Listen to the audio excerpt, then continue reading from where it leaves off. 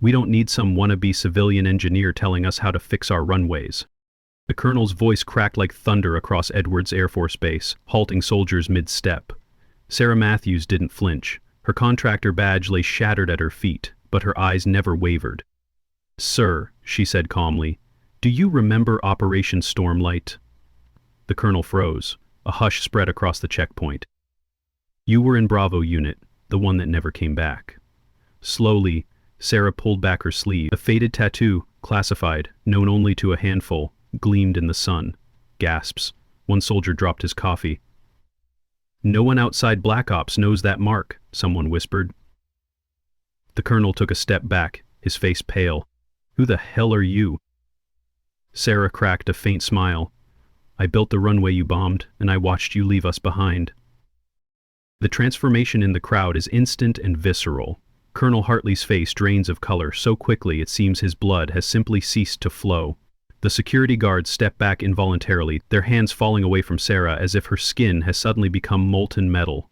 The morning sun catches the partial tattoo visible through her shifted sleeve, illuminating details that make several veterans in the gathering crowd draw sharp breaths.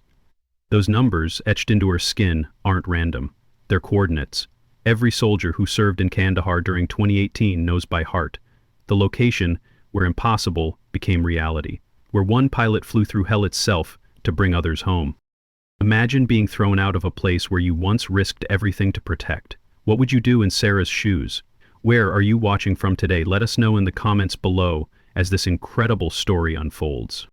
Sarah Matthews lives 15 minutes from Edwards Air Force Base in a modest house in Lancaster that mirrors her approach to life. Functional, unadorned, sufficient. Every morning begins the same way. Black coffee strong enough to mask the metallic taste that never quite left after Kandahar.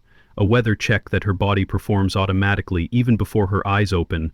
And the careful inspection of exit routes that has become as natural as breathing. "In a few minutes my train will be on this route," Sarah Matthews said, referring to an aircraft that repeatedly demonstrated its wrong natural aura. Her 12-year-old Toyota Tacoma bears the scars of countless job sites, its bed permanently stained with concrete dust and hydraulic fluid. She chose it not for its appearance but for its reliability. In her world, trust is earned through consistency, not promises.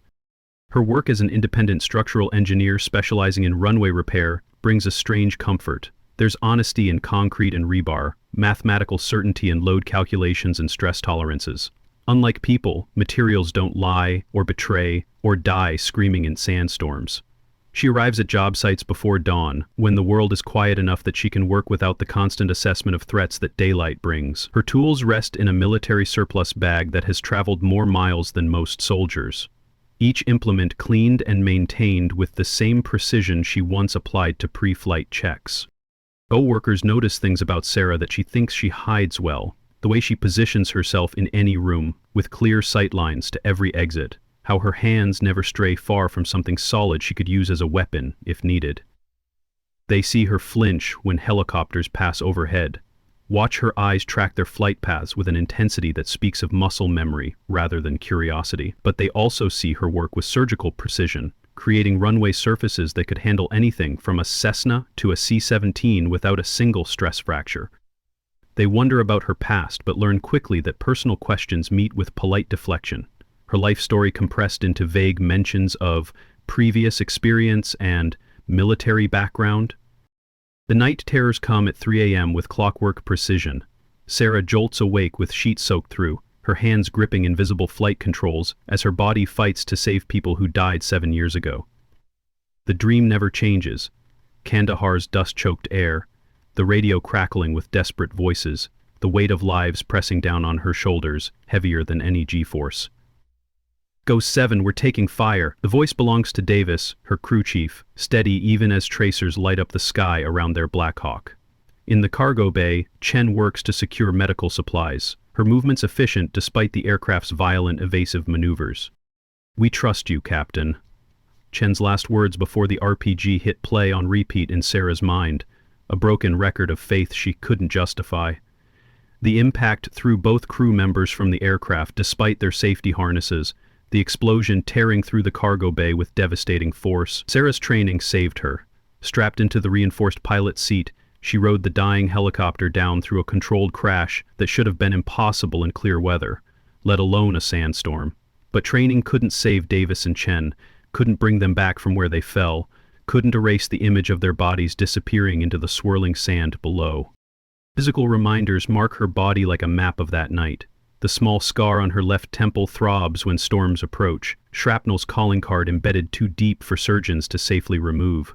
Her right shoulder aches where the harness bit deep during the crash, ligaments stretched beyond their limits but holding just long enough. In her bathroom mirror each morning, she sees more than scars.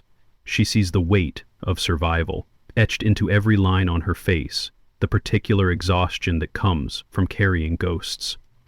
A single photograph lives in her nightstand drawer, face down most days. 7 pilots in flight suits, faces dusty but smiling, taken 3 days before the mission that would leave only 5 of them alive. The Edwards Air Force Base contract arrived like a test from the universe. Emergency runway repairs needed, timeline aggressive, specifications exact. Sarah's bid was technically perfect, priced not to maximize profit but to guarantee acceptance. She needs this job with a desperation that has nothing to do with money and everything to do with purpose. Sitting still means drowning in memories, but returning to any military installation is like voluntarily walking into a minefield of triggers. Every jet engine's roar carries echoes of that night. Every uniform a reminder of the one she folded for the last time 7 years ago. But the alternative, letting infrastructure fail that could cost lives, is worse than any personal discomfort. So, she submitted the bid, won the contract, and steeled herself for whatever ghosts awaited at Edwards. Day 1 on base arrives with the familiar smell of jet fuel that hits Sarah's nervous system like a physical blow. Her hands grip the steering wheel as she passes through the gate, her contractor badge feeling like a lie against her chest. The scent triggers a cascade of sensory memories. Pre-fleet checks in the dawn darkness, the weight of her flight helmet, the vibration of rotors spinning up. She forces herself to breathe normally, to focus on the present rather than the past that saturates every molecule of air on a military installation. Base personnel eye her with undisguised skepticism as she unloads her equipment. A young female contractor on a military base might as well wear a target on her back. Diversity hire, she hears one airman mutter to another as she sets up her testing equipment. Political correctness gone mad, his companion agrees, not bothering to lower his voice. Sarah's hands don't pause in their work, muscle memory guiding her through procedures she could perform blindfolded. She learned long ago that competence speaks louder than words, that precision silences critics better than arguments. Her measurements are exact, her documentation flawless, her work ethic beyond reproach. But prejudice doesn't care about excellence when it has already decided what it wants to see. Colonel Richard Hartley watches from his office window as Sarah works, his jaw clenched with barely contained resentment. At 52, he has been passed over for promotion 3 times, each rejection carving deeper grooves into his bitterness.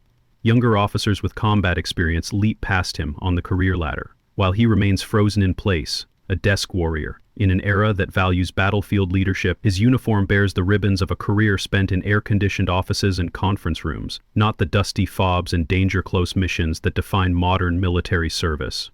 He sees Sarah Matthews as everything wrong with the new military. Civilians doing military work, women in traditionally male spaces, merit trumping tradition. The fact that his nephew lost the runway prepare contract to her bid adds personal insult to professional injury. Hartley had all but guaranteed the job to his sister's son, assured him that connections matter more than qualifications in the real world. Sarah's technically superior proposal made him a liar, her lower bid making his nepotism impossible to justify.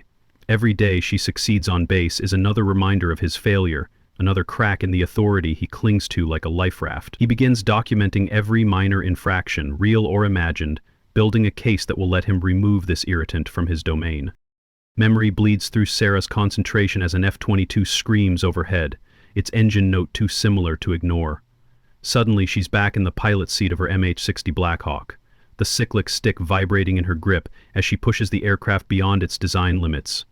Firebase Phoenix is under siege, 43 soldiers trapped and running out of ammunition, calling for immediate evacuation. The sandstorm has grounded every other aircraft, visibility measured in feet rather than miles. No one else will fly in this weather, the operations officer said. Not an order but a statement of fact. Sarah heard it as a challenge. The first trip into Firebase Phoenix defies every regulation and safety protocol, pure skill and luck threading her helicopter through walls of sand and incoming fire. She lands by feel more than sight, trusting instruments and instinct when her eyes fail her. Soldiers pile in, wounded first, their relief palpable even through the chaos. The return flight is worse, the storm intensifying, but she makes it. On the second run, an RPG clips the tail rotor, sending vibrations through the airframe that threaten to tear the helicopter apart. Sarah compensates with every trick she knows, Davies calling out damage reports while Chen secures passengers. They make it back, offload, and against all wisdom, she volunteers for a third run. The third trip becomes legend and nightmare simultaneously. Halfway to the fire base, a direct hit to the cargo bay changes everything. The explosion tears through the Black Hawk's belly, ripping Davies and Chen from their positions, despite safety harnesses rated for twice the force. Sarah fights the dying aircraft with everything she has, auto-rotation in a sandstorm being something instructors call impossible, for good reason. She crashes but controls the impact, saving the remaining crew members through sheer will and skill.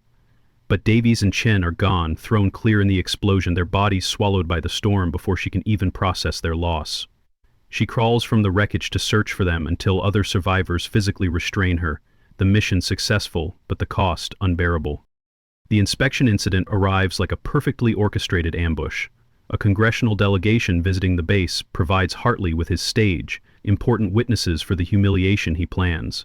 He times his confrontation for maximum impact, intercepting Sarah as she presents her preliminary findings to the base engineering staff. "This civilian thinks she knows better than Air Force engineers," he announces, voice pitched to carry across the hangar. "Probably got her degree from some online diploma mill, and now she wants to tell us our runway is failing?" His words drip with contempt, each syllable calculated to diminish and demean. Sarah's hands shake, but not from fear, from the effort of restraint.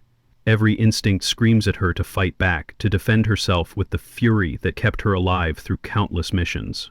Instead, she presents data with clinical detachment, stress fractures in the subsurface, drainage failures that will cause catastrophic runway collapse within 6 months, load calculations that show current operations exceeding design limits. Her voice remains steady even as Hartley's interruptions grow more aggressive, her professionalism a shield against his provocations. One congressman in the delegation watches her with unusual intensity, something in her bearing triggering recognition he can't quite place. The young female pilot who passes the inspection site wears Shen's same determined expression, that particular combination of competence and defiance that marked the best crew chief Sarah ever flew with. The resemblance is different in features, but identical in spirit, and Sarah has to turn away before the memories overwhelm her completely. She avoids the officers' club with religious dedication, knowing that every corner holds ghosts of people she failed to save. Eating alone has become her ritual, working alone her preference, suffering alone her penance. The base around her functions with the rhythm of military life, but she exists outside it. A civilian contractor by choice rather than circumstance.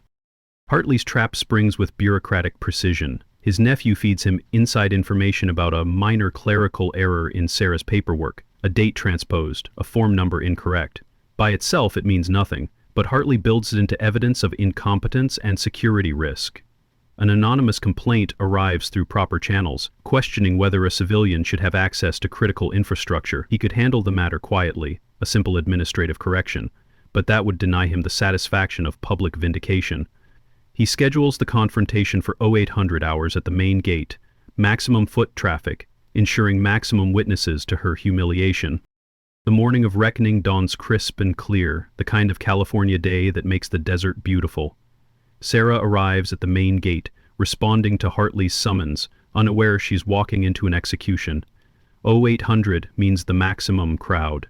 Maintenance crews heading to the flight line, pilots reporting for briefings, administrative staff beginning their day.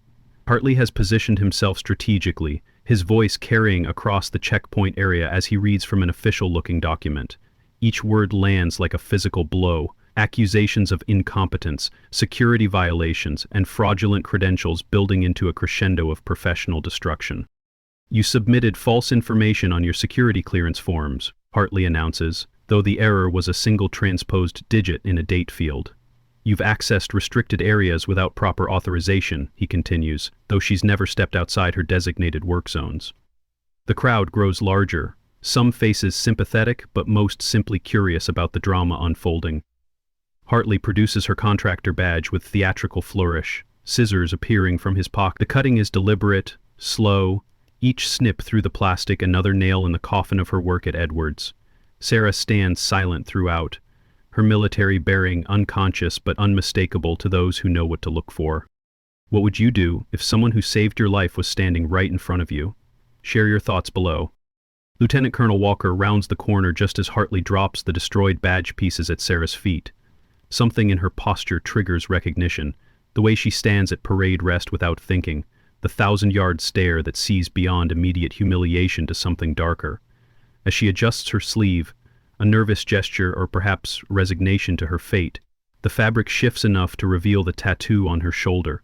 Walker's coffee cup falls from nerveless fingers, the crash of ceramic on concrete creating a moment of startled silence.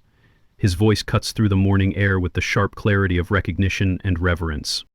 Ghost 7 saved 43 of us that night, Walker says, his words carrying the weight of memory that transforms atmosphere instantly.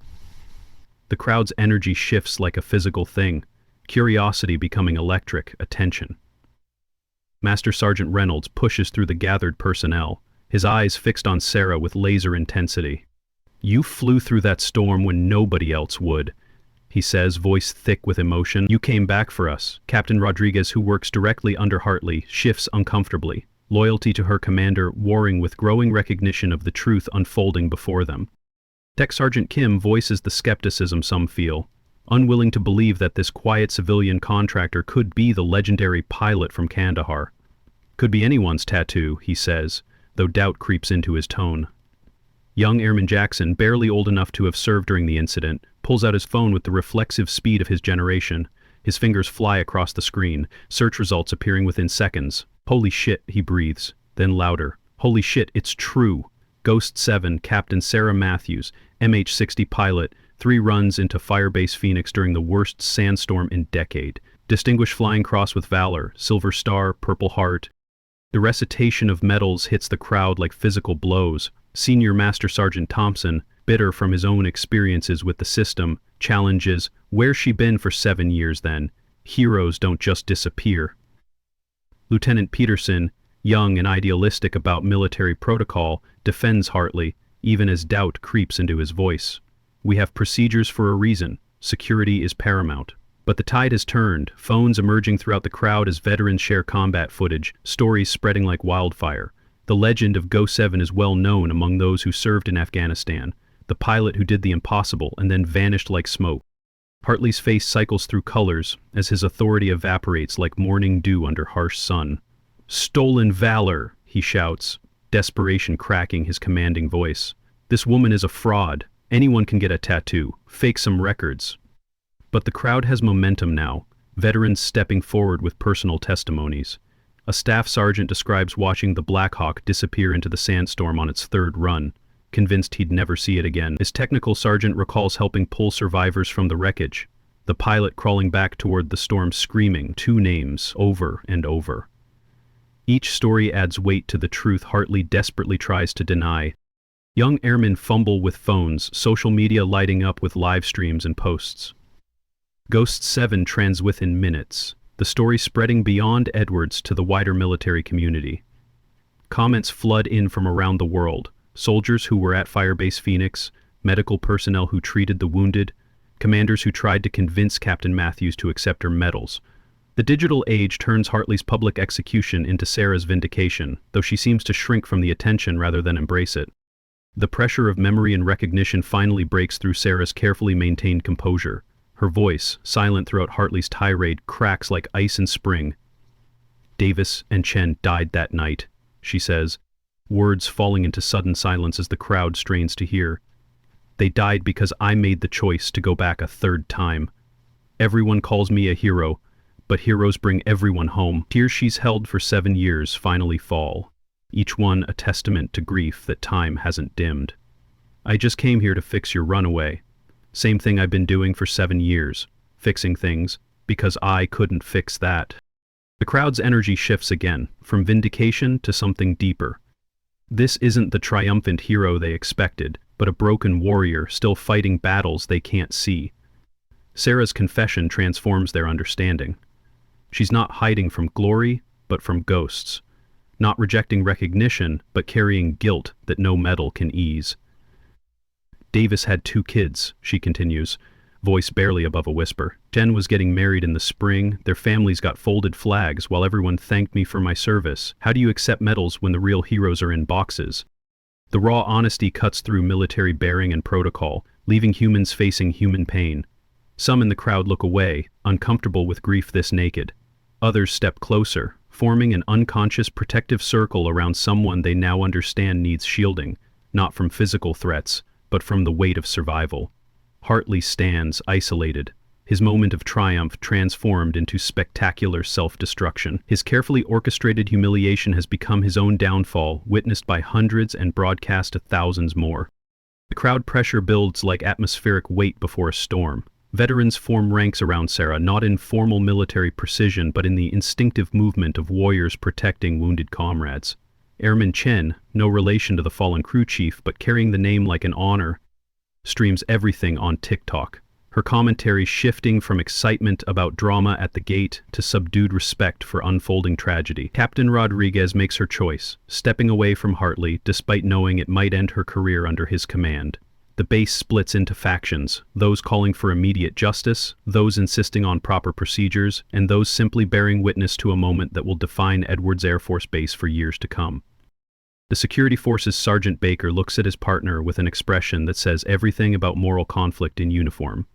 I didn't sign up to throw out heroes, he states flatly, his hand moving away from Sarah's arm.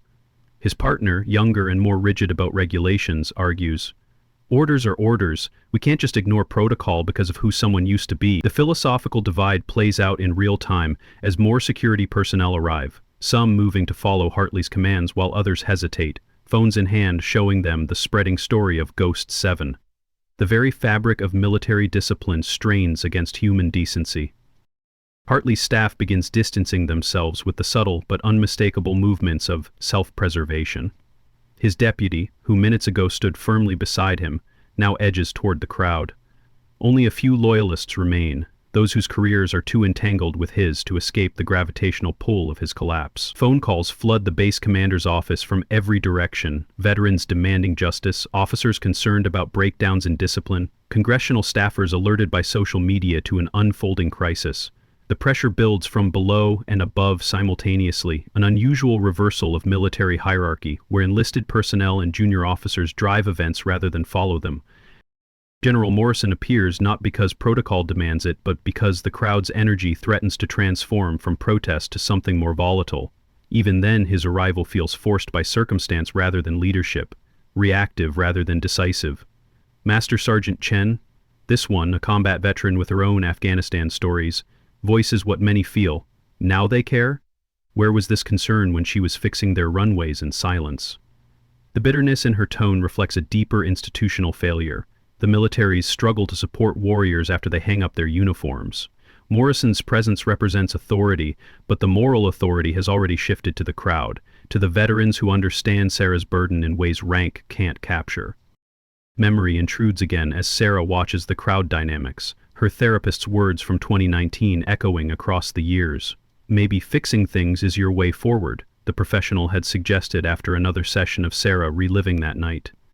You couldn't fix what happened to Davis and Chen, but you can prevent future infrastructure failures. You can save lives by ensuring runways don't collapse, bridges don't fail, structures don't kill. It had seemed like cold comfort then, trading direct action for indirect prevention. But over 7 years, she'd found a different kind of purpose in concrete and steel, in mathematics that didn't lie, in materials that behaved predictably. General Morrison offers what he thinks Sarah wants: full reinstatement, restored rank, public honors, and a ceremony to properly recognize her service. The crowd expects acceptance, a Hollywood moment of vindication and triumph. Instead, Sarah's response cuts through expectations with surgical precision.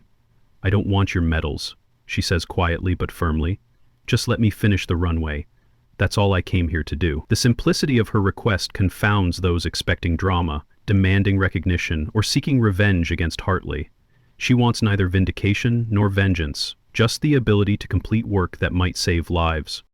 The quiet dignity of her refusal shifts the crowd's energy again. This isn't about protocol or procedures, ranks or recognition. It's about a warrior who found her own way to continue serving without uniforms or salutes. The veterans understand first, nodding with the recognition of those who've walked similar paths. Fixing things becomes a metaphor they grasp intuitively, the desperate need to build something positive from destruction, to create order from chaos, to save lives in whatever small ways remain possible when the big saves are behind you. Hartley's end comes not through official censure, but through the devastating withdrawal of respect. Within days he requests transfer himself, unable to function in an environment where every subordinate looks at him with barely concealed contempt. His morning walks through the base become gauntlets of turned backs and cold shoulders. The enlisted personnel follow his orders with technical correctness, but zero enthusiasm. Their compliance so exact it becomes its own form of rebellion. His nephew's company finds itself blacklisted not through any official action but through the informal network that actually controls military contracting. The conversations over beer, the quiet words at conferences, the reputation that spreads faster than any documentation. Power evaporates when people stop believing in it, and Hartley discovers that authority without respect is just noise. His transfer request gets approved with unusual speed, his replacement arriving with pointed emphasis on supporting civilian contractors and ensuring proper treatment of all personnel. The investigation into his conduct becomes unnecessary. He's already destroyed himself more thoroughly than any official action could accomplish. His career doesn't end with court-martial or demotion, but with the slower death of irrelevance, posted to positions where he can do no harm because no one will follow where he leads. 6 months later, dawn breaks over Edwards Air Force Base, with F-22 Raptors lined up on Sarah's completed runway. The surface gleams in the early light, every specification exceeded, every potential failure point reinforced beyond requirements. She still drives the same battered Tacoma, still arrives before sunrise, still works with the focused intensity of someone for whom precision is prayer. But something fundamental has changed at Edwards. A shift in culture that can't be measured in regulations or documented in procedures. Respect has been earned through competence rather than commanded through rank. The change manifests in small but significant ways. Female contractors no longer face the automatic skepticism that greeted Sarah's arrival. Their qualifications get evaluated on merit rather than assumptions, their presence normalized through the memory of Ghost 7's quiet excellence. Young pilots learn the story not from official briefings but from hangar talk, the informal education that shapes military culture more than any manual. Ghost 7 becomes shorthand for competence over credentials, for judging people by their work rather than their appearance, for understanding that heroes don't always wear uniforms. On her final day at Edwards, Sarah performs one last inspection as dawn paints the desert in shades of gold and crimson. A young female pilot approaches nervously, her flight suit crisp with newness, her wings still shiny with recent earning. "Ma'am, because of you, she begins, but Sarah cuts her off with a gentle gesture. "Because of you," Sarah corrects. "Not me. You earned those wings. You'll save lives. Davis and Chen would want you focused on flying forward, not looking back." The pilot nods, understanding passing between them that needs no words. The torch carried forward by new hands, the mission continuing through fresh dedication. The foundation Sarah created in secret finally comes to light through investigation by a persistent journalist. The Davis-Chen workshop operates from an unassuming building in Lancaster, funded entirely by Sarah's contract earnings beyond her modest living expenses. It's not about scholarships or ceremonies, but practical skills. Veterans teaching veterans to rebuild, whether that means concrete structures or personal foundations. The workshop embodies Sarah's philosophy of healing through useful action, creating something positive from destruction. No plaques mark the entrance, no publicity seeks donations. Just quiet work continuing day after day. Lives rebuilt, one skill at a time. Do you know someone who serves quietly without recognition? Honor them in the comments. The final flashback comes unbidden as Sarah loads her truck for the last time. Davis and Chen sit in the crew compartment during a quiet moment between missions, their faces relaxed in the way warriors achieve when danger is temporarily distant. "If something happens," Davis says, with the matter-of-fact tone of someone who's calculated odds, "tell our story, make it mean something." Chen nods agreement, adding, "Not the glory bullshit, but the real stuff, the work that matters." They weren't asking for monuments or medals, but for their service to continue rippling forward, touching lives they'd never meet, preventing deaths they'd never know about.